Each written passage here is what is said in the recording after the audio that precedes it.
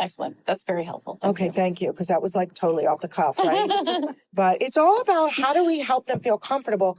Comfort doesn't mean you're a loose noodle accomplishing goals and you have to be that loose noodle-ish to do any goals. No, it just means you've got to have a comfortability to set the stage and to be able to talk with your friends and have a conversation, not even your friends yet, but be able to have a relationship with someone. There has to be a reason to connect. So areas of interest. You know, if you love chess, play chess. I give the example of the juggler. I talk about this a lot. I'll never forget. It was quite a few years ago.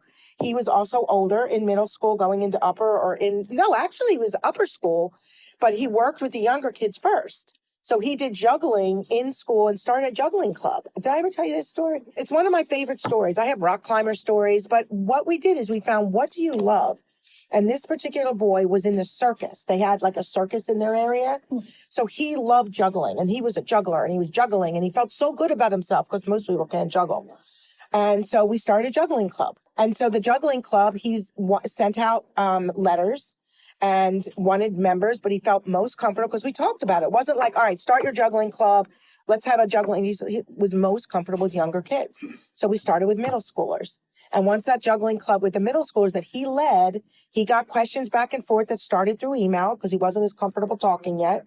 Common questions, what could they ask you? What would be your answer? Keep track of what kids ask you because chances are someone else is going to ask you those questions. Minimize the need to think and process. And he started juggling club. He ended up adding the high school kids. He ended up going to college. Amazing college. He's like a biological researcher traveling the world now. Oh, wow. That's a great story. And then I've got my rock climber. I have so many stories who went out west and he loved to rock climb. So he went to a local rock climbing, put a little note up in his college, welcome center, whatever you call those centers, and in that school, and who would like to do rock climbing meet at 4:00 on Thursdays. So one person showed up, 2, 3, 4. And then he made friends with these 2 guys, and we talked about how you can get together for happy hour afterwards or want to grab a bite to eat, which was very hard for him. But because they were doing rock climbing, he built comfort with them for a while, and humor started. They ended up going on to, listen, I'd be a mess, like, if my kids were rock climbers. So I was like, oh, can't you find something else that's on the ground? Yeah. But he ended up going and doing, like, spring break with these 2 other guys. They were his besties. Nice. So it's not just go up to someone and become friends. What common interest? Everybody finds their people through their interests. Even in this field, like we're talking, we're connecting, but it's over our common interest of selective mutism. Mm-hmm. Absolutely. Yeah. And that, you know what I mean? So it's just really important to think about that. So for even you, what are you thinking with what we're saying? So my daughter, as a child psychiatrist, we started having these issues in preschool during COVID. I pulled her out of daycare the year of COVID. And then I had a very difficult pregnancy with brother and sent her back 2 days a week. And they said, oh, she's not talking. So that went down this whole pathway. She was about 2.5 at that time. So at 3.5, I reached out to a psychologist and said, I need an evaluation. That's where we got the diagnosis. And she told me, I cannot work with your child. Her anxiety is so severe, she needs medication. And I said, but she's 3.5. She's very young. And so at that point, I had to go down the medication pathway. And it did make a big difference at that time. However, she's 8 now, and she can start working on how to manage that anxiety. What are some coping skills, some tools, resources to give her?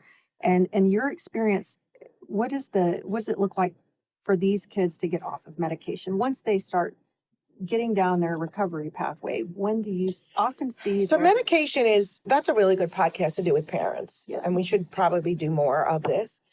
It's an interesting thing. I feel very comfortable with using medication for SM when needed. Mm-hmm. The issue is a lot of times people jump right away to medication without understanding there's a lot you can do without medication. And so all of the research we did on the SCAT was not medication because you wouldn't have known if it was the meds or the treatment. Right. So sometimes kids are prematurely, I think, put on it. Like we get families saying, my child's going to come to CommuniCamp. We'd like to start medication. It's like, whoa, we don't even know your child. How can we do that? But a lot of times go right to meds. You should be making progress in your treatment without meds first a little bit, but the older they get, the harder it is. And yeah, for young children, sometimes we do, if they're really dysfunctional, shut down, avoidant, and you just really see, especially if there's comorbidities, the goal is not to be on it forever. Right. So if you've been on it from 3.5 to 8, I question how effective that medicine still is.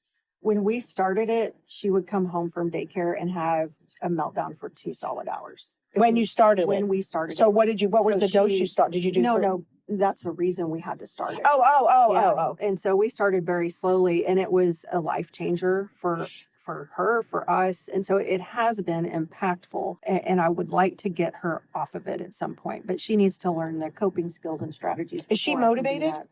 She is motivated. Yeah, having a motivated child that wants the help is like so much of the battle. And a lot of times when kids are not motivated, it's usually one, they don't have the capacity to be motivated. So we see this in the ASD community. They just, I don't really need friends. Or that's not really that important to me. So you do see that in some populations, the lack of internal motivation. Yeah. But you also see it in kids that have motivation, but they felt defeated for so many years that they've just like given up. Mhm. It's not important. I can't do it. It's not going to happen, or I don't want to do it. So you have to know what kind of motivation is lacking. So when you have someone that wants to help, and when we use we use a 0 to 10 scale to determine this.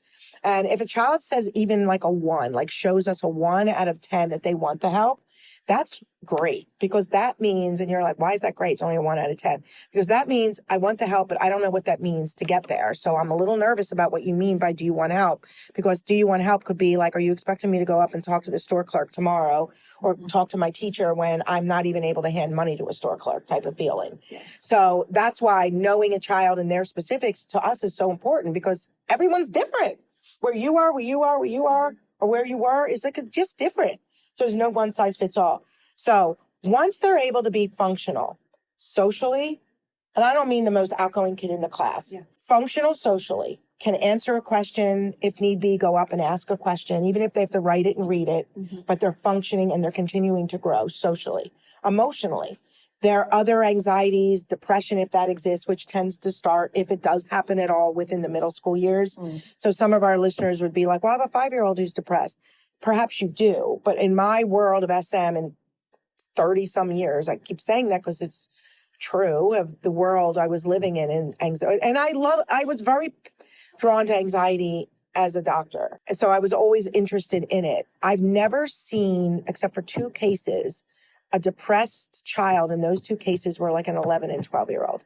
I don't tend to get the depressed young elementary school kids. I can't even count on my hands. So I don't see that a lot. So depression sets in when the social demands and the world demands obviously are there. But what I was going to say is emotionally, generalized anxiety, specific phobias, like they're so severe that it affects their ability to function. So I look at functioning socially